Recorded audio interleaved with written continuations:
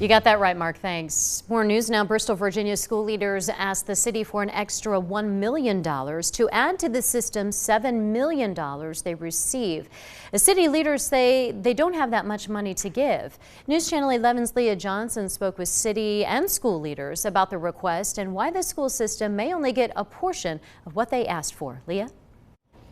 The school board was hoping to receive an extra $1 million in funding to raise staff salaries. But the city said due to problems at the Bristol, Virginia landfill, the city could only spare $500,000.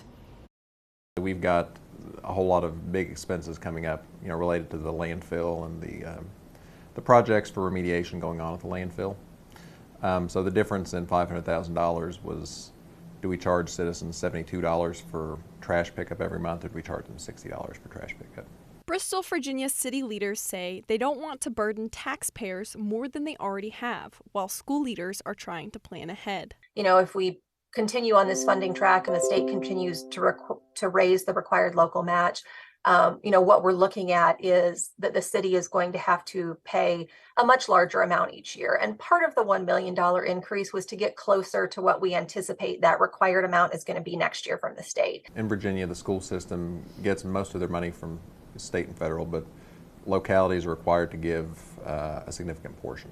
That significant portion ensures the city doesn't have to pay later. Based on that, we wanted to make sure, first of all, that the amount we're getting from the city doesn't fall below that required local match, because then you're in a position of having to pay back the state, and nobody wants to have to do that. And Forbes Hubbard says nobody wants to tell school staff they aren't getting raises this year, and nobody wants a staffing shortage. If we don't have extra funding above that required local minimum, that means we could only technically give raises to about half of our staff, which, as you can imagine, is not something that anyone wants to do. Although they might not